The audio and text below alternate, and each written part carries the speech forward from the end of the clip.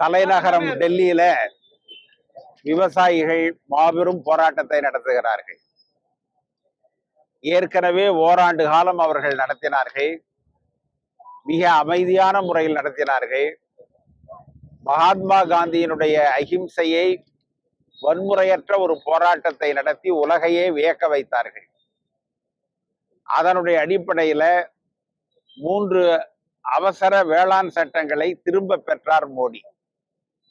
அவர் அதை அறிமுகப்படுத்துகிற பொழுதும் பாராளுமன்றத்தில் உரையாற்றவில்லை. திரும்ப பெறுகிற பொழுதும் பாராளுமன்றத்தில் ஏன் திரும்ப பெறுகிறேன் என்பதை சொல்லவில்லை. ஆனால் திரும்ப பெற்றாரே ஒழிய விவசாயிகளுடைய எந்த கோரிக்கையும் நிறைவேறுகிற விதமாக தெரியவில்லை.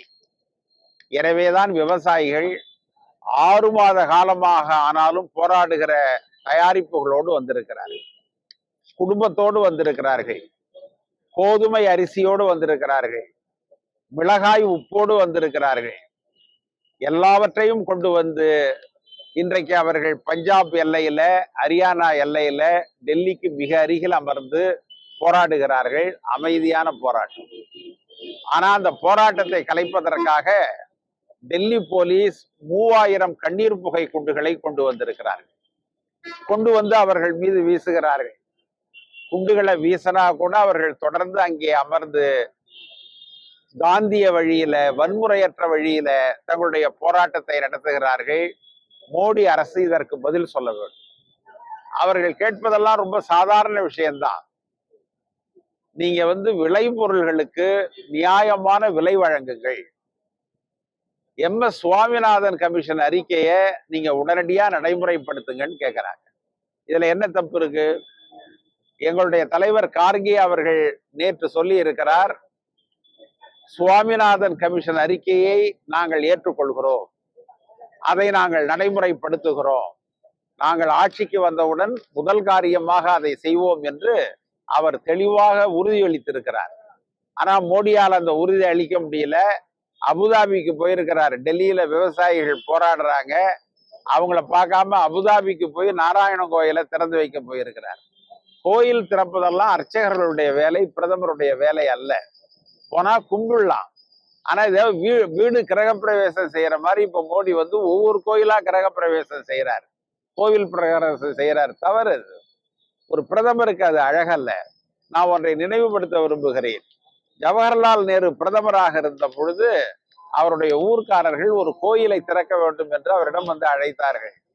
அவர் அதுக்கு சொன்னார், நான் இந்த நாட்டினுடைய பிரதமர், எல்லா மக்களுக்கும் பொதுவானவன்.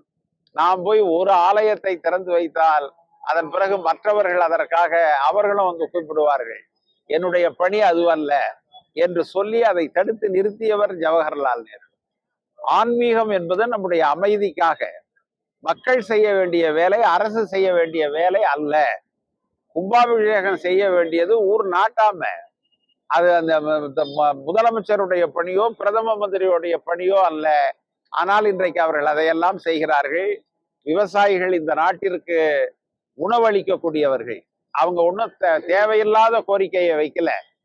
அவங்க ஒன்றும் எங்களை பிரதமர் ஆக்குங்க, முதலமைச்சரா ஆக்குங்கன்னு கேட்கல. அவர்கள் கேட்பதெல்லாம் எங்களுடைய குறைந்தபட்ச கூலி நிர்ணயம், விலை நிர்ணயம், இவைகளை நீங்கள் செய்து தர வேண்டும் என்று கேட்கிறார்கள். MS சுவாமிநாதன் கமிஷனுடைய அறிக்கை தெளிவாக சொல்லி இருக்கிறது.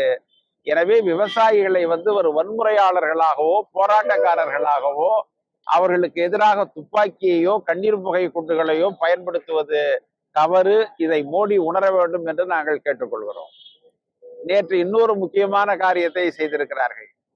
காங்கிரஸ் கட்சியினுடைய வங்கி கணக்கை முடக்கி இருக்கிறார்கள். காங்கிரஸ் கட்சியில என்ன இருக்கு? பணம் ஒண்ணுமே கிடையாது. நீங்க நடத்துவதற்கே நாங்கள் சிரமப்படுகிறோம். இப்ப எல்லோரிடமும் 108 ரூபாய், 208 ரூபாய் என 138 ஆண்டுகளானதை மையப்படுத்தி 138, 1038, 10,038 என்று நாங்கள் பண வசூல் செய்கிறோம். எப்படி செய்கிறோம்? நீங்க போன் மூலமா நாங்க செய்யறோம். இன்னைக்கு என்ன காரணம் சொல்லி அவர்கள் வங்கி கணக்கை முடக்கி இருக்கிறார்கள் என்றால், நீங்க நாங்க உடனடியா கணக்கு காட்டல, 6 மாத காலம் தள்ளி போய் விட்டது என்று சொல்லுகிறார்கள். அது குற்றம் அல்ல. அதுக்கு நீங்க விளக்கம்தான் கேட்கணும்.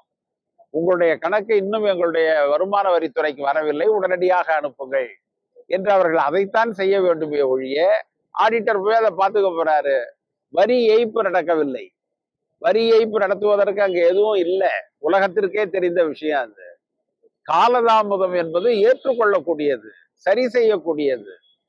நீங்க காலதாமதத்திற்கான காரணத்தை கேட்கலாம். அதுக்காக போய் 200 கோடி ரூபாய் ஃபைன் போட்டா யார் போய் கட்ட முடியும்? எங்க போய் கட்டுறது? காங்கிரஸை முடக்க வேண்டும் என்று நீங்கள் நினைக்கிறீர்கள், அது நடக்காது. நீங்க வன்முறையில நம்பிக்கை உடையவர்கள். ஏன்னா மணிப்பூர்ல நீங்க அந்த வன்முறையை செஞ்சீங்க. 2 பெண்களை நிர்வாணமாக்கி ஊர்வலமாக அழைத்து வந்தீர்கள். அப்படி செய்தவர்கள் எல்லாம் இன்றைக்கு சுதந்திரமாக மணிப்பூர்ல நடமாடுறாங்க. அவங்க சிறை கம்பிகளுக்கு பின்னே செல்ல. குஜராத்ல அப்படி செஞ்சவங்க இன்றைக்கு சுதந்திரமா நடமாடுறாங்க. அவர்கள் மீது நடவடிக்கை எடுக்கவில்லை. எனவே வன்முறையை விரும்புகிற ஒரு அரசியல் இயக்கமாக நீங்கள் இருக்கிறீர்கள். எனவேதான் காங்கிரசினுடைய வங்கி கணக்கை முடக்குகிறீர்கள். விவசாயிகள் மீது கண்ணீர் புகை குண்டை வீசுகிறீர்கள். இதெல்லாம் ஏற்றுக்கொள்ள முடியாதது. நாங்கள் வன்மையாக கண்டிக்கிறோம். தமிழக காங்கிரஸ், மார்க்சிஸ்ட் கம்யூனிஸ்ட் கட்சி, விவசாய சங்கங்கள் எல்லோரும் இங்கே வந்திருக்கிறார்கள். எல்லோரும் இணைந்து இந்த போராட்டத்தை நடத்துகிறோம், இந்த ஆர்ப்பாட்டத்தை நடத்துகிறோம். இது தொடரும் என்பதை தெரிவித்துக் கொள்கிறேன். மணிப்பூர்ல நேற்று கூட ஒரு 4 பேர் சுட்டிருக்காங்க. 4 இளைஞர்களை சுட்டிருக்கிறார்கள். நீங்க ராணுவ முகாமிலிருந்து எடுத்து செல்லப்பட்ட துப்பாக்கிகள்லாம் இன்னும் திரும்ப வரல. 7000 துப்பாக்கி தான் வந்திருக்கு. ஆனா அவர்கள் எடுத்து சென்றது 10,000 AK-47 துப்பாக்கிகள். இன்னும் 3000 துப்பாக்கி வரணும். அதெல்லாம் கலகக்காரர்கள் கையில் இருக்கிறது, RSS காரர்கள் கையில் இருக்கிறது. அதை திரும்ப பெற வேண்டியது ராணுவத்தினுடைய கடமை, அரசாங்கத்தினுடைய கடமை. ஆனால் அரசாங்கம் அதை செய்ய தவறுறாங்க. பாதகம் செய்பவரை கண்டால் நாம் பயங்கொள்ளலாகாது பாப்பா. மோதி மிதித்து விடு பாப்பா, அவர் முகத்தில் உமிழ்ந்து விடு பாப்பா. அண்மை செய்திகளை உடனுக்குடன் தெரிந்து கொள்ள இணைந்திருங்கள் இயம்நாடு தொலைக்காட்சியுடன்.